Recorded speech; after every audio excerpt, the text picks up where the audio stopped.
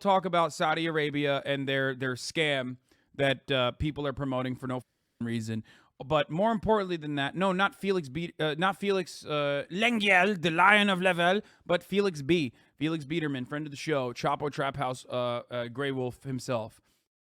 We haven't talked about Grand Theft Auto 6 yet either. I will talk about it in a little bit. Right now, I want to talk to the rail strikes and the man, the goated legend himself, Mick Lynch, okay?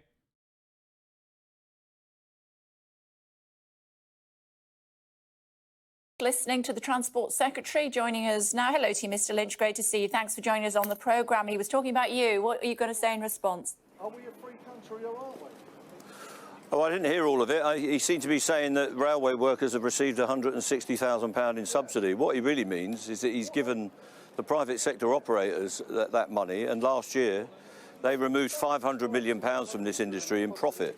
So it's his construction of the way that the railway industry that is shaped at the moment that is causing these problems, and he's responsible for this dispute in the sense that he has a veto on what the train operating companies can offer us. It's written into their contracts that he's directly responsible for industrial relations, and he can dictate what the terms are. And the fact is they've made no offer on pay towards our members. What they've offered us is mass redundancies, recontracting our members on inferior terms and conditions, massive changes to their work-life balance, and cuts in Network Rail to the safety regime of up to 50% of the inspection. So he's caused this problem, and he's got to facilitate a way out of it, and he could do that today. And if he wants to facilitate a negotiated settlement, I'm very happy to deal with him. But what he won't do is contact me or any of my officers or any of the people responsible for this negotiation and create a way forward. And the reason he won't is because he says that you're militant, that you're extreme left, and he went on to say that you're not normal because there have been 160 different disputes, and there is some sort of dispute or balloting for a dispute every single day.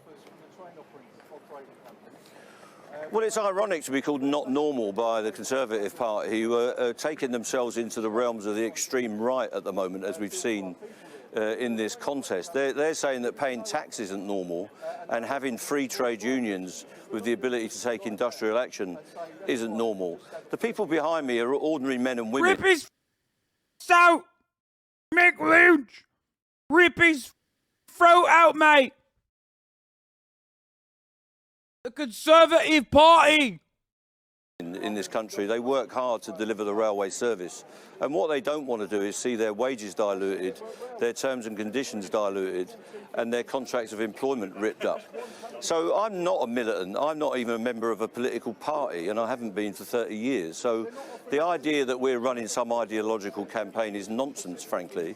What we want to do is get a settlement to a straightforward industrial dispute on jobs, pay and conditions. And we could do that if Grant Shapps would allow the companies to negotiate freely, and he hadn't cut £2 billion from the funding of the National Railway and £2 billion from the London Underground in the last few weeks. Is it right, is it true, what he said, that there have been 160 different disputes or threats of disputes, and there is some threat every single day? Well, we deal with over 500 companies in the transport sector, ranging from bus to fire engine, ranging from bus to the ferries, and lots of other entities that we deal with. So we will always defend our members. Not all of those disputes run into industrial action. Industrial action's quite rare on the railway and in the transport sector. So we will always work with our employers to try and get a settlement to any of the disputes that we're involved in. And what we've got here is a protracted dispute because of the stance of this government and because of Grant Shapps' attitude, and is a...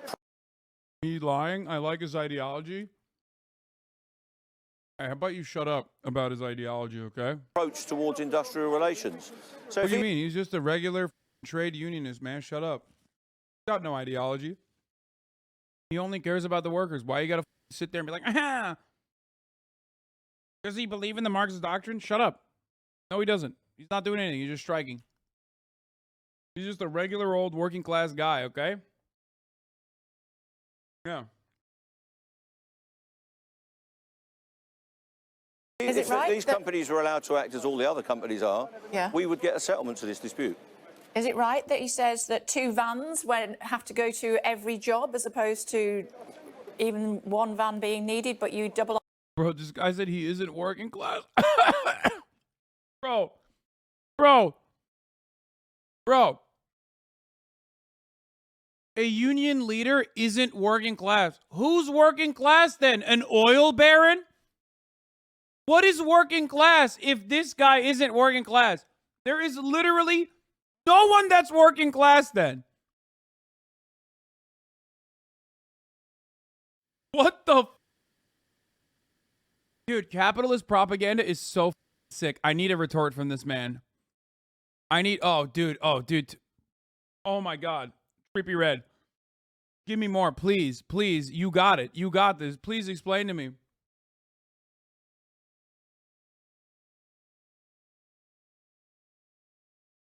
He's got this Zoomer SoundCloud rapper fan is going to explain to us who the real working class is. I already know, though, okay? It's his dad who owns a jellied eel restaurant, okay?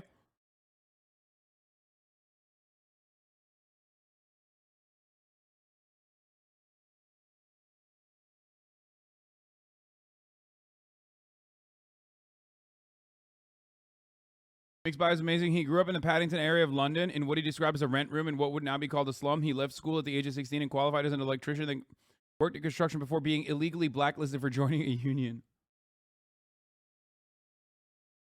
Who's working class, brother? Jeff Bezos? You need to vote Tory to be working class in the UK, bruv. Brexit means Brexit. Come on, then.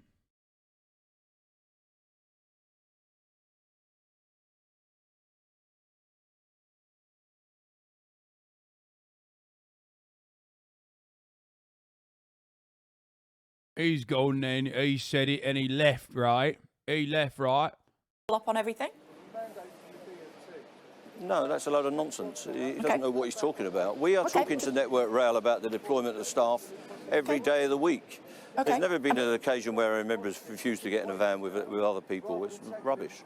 Okay, just to clarify, he made the point, and I'm glad you've clarified it for us. 4% is what you've been offered, with a possible 4% next year as well, depending on changes to working practices. Has that offer been made to your members, or did you reject it before even offering it to them?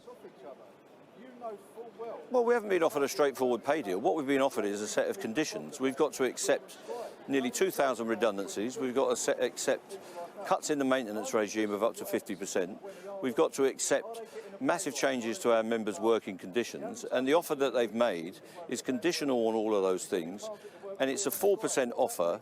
Trying to... dude, what she's doing right now, and for those of you, for the uninitiated, what this reactionary piece of garbage at Sky News, okay, is doing currently is disruptive rhetoric, okay? The way she just framed that as though there is actually a deal in place that the union leadership is not taking to the rank and file is specifically done so that there is questioning amongst the rank and file against union leadership that is currently advocating for their best interests.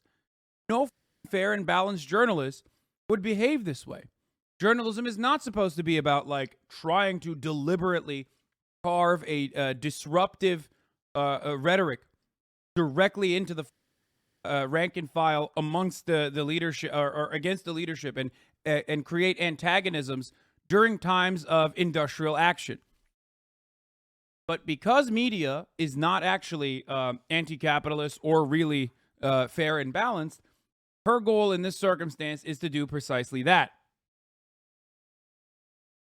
You're coming across as kind of a capitalist phobe? Sorry, I apologize. I am a bit of that. Why would a reporter have bias in this dispute? They're just a reporter. My friend, I don't know where to begin to describe to you how the media operates as an arm of the bourgeois capital owning class, other than to just refer to you to manufacturing consent. It's just a reporter. I wonder why a multi-billionaire owned media broadcasting company would be working against striking workers in this circumstance.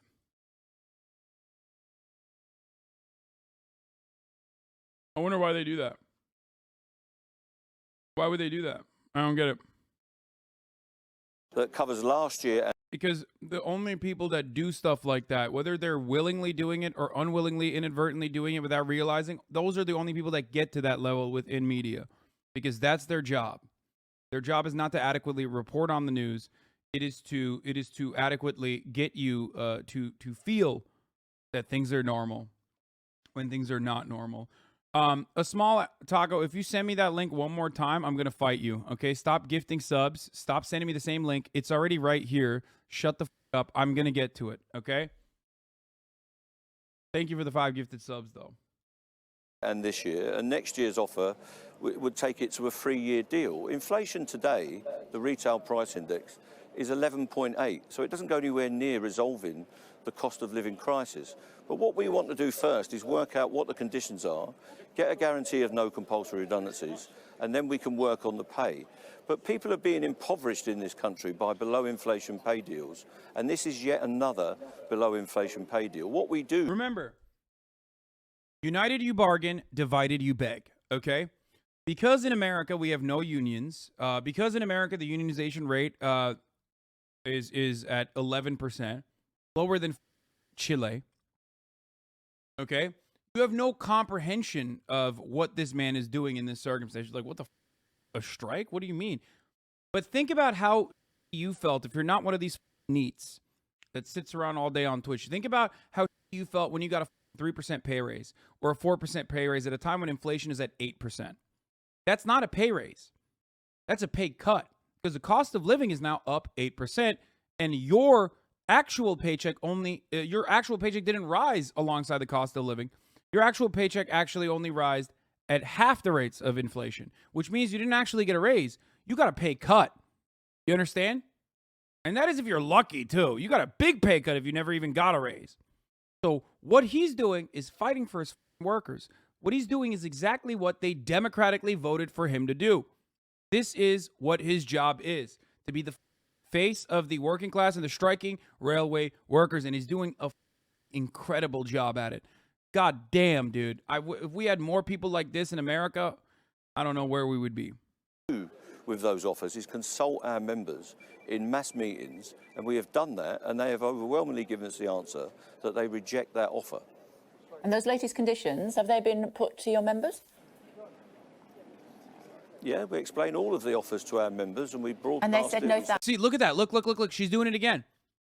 Trying to separate rank and file from union leadership. Classic move. Thanks. We want to go on strike again. Because the reason I'm pushing you on this, Mr. Lynch, is because apparently that isn't the case, and your members have not been given the opportunity to offer their opinion on the latest offer from Network Rail. That, again, is incorrect, yeah? They've been offered the opportunity to offer their opinion through their representatives, the same way that MPs represent their constituents. We have a network of representatives, and the offer is obviously unacceptable, because if you look behind me, our people are out on strike in massive numbers. We've got 43,000 people in this strike. When we started, we had just over 40,000 people. Railway workers... The best part about it is that capitalists love using, like, anti-capitalist criticisms when speaking out against the union and labor action. They'll always try to say, oh, isn't it authoritarian that you are still continuing the strike rather than negotiating on the terms that your bosses set, right? And it's like, what the do you mean? The boss is setting the conditions is authoritarian. The union's job is to push back against that. He's doing his job. That's his job. Why do you never direct that authoritarianism, that kind of like anti-authoritarian rhetoric towards the corporate structure, which is inherently authoritarian? There is no democracy in the corporate structure. At least there's accountability. If he doesn't do his job, he's no longer going to be the leader. Okay? You can't fire your boss, though, in a similar capacity because he refuses to increase your pay year over year and at least tie it to like inflation. Are joining this dispute because they want to go on strike in response to what the government is offering. The membership in this dispute has grown by 2,500 since the last strike action.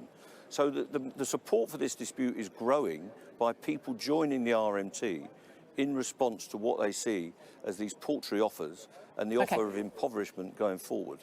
Okay, Eddie Dempsey, RMT union negotiator, I'm sure you know him. Apparently, he's said by industry sources to have said, we can see a way through it and are prepared to postpone the strikes. Is that true? That's completely untrue. We can see a way through it. We can see the way to a negotiated settlement, but we've never said to anyone that we're prepared to postpone the strikes. We take the offers back to our executive committee, we talk to our members, we examine the offer against what the dispute is about, and the offers so far have not matched what we need to settle the dispute. And I also say, Kay, that we've not had an offer from the train operating companies. Half the people in dispute work for train operators, and there is no pay offer whatsoever. There is no job security offer, and all that they've proposed is that they shut every ticket office. They put all of our members on new contracts of employment, just like the P&O dispute and fire and rehire, and none of that is acceptable to anyone in our union. It looks like, well, certainly as we speak, Liz Truss is the favourite to be the next Prime Minister. She says she's had enough. The union barons, I think she means you. Union barons. I love that rhetoric. So remember Alex Press, labor reporter Alex Press, once famously corrected me when I said union boss, and she was like, that is capitalist terminology. Unions don't have bosses. Corporations have bosses. Unions have leaders.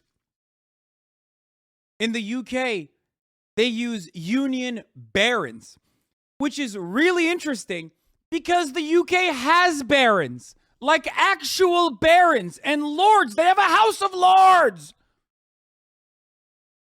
So if you're going to apply a negative connotation to barons, perhaps go kill the lords first. If that's something that you're like, oh my God, really frustrated with. What the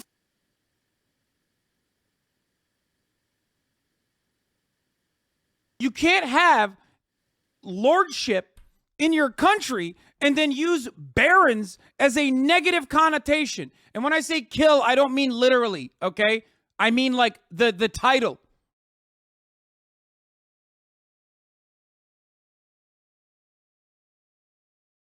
But historically speaking, lords have not been able to get away with it that aggressively. Anarchitty moment? Yeah, dude, me saying that like lords should not exist is an anarchitty concept. That's insane, dude. You are so cucked. What do you mean?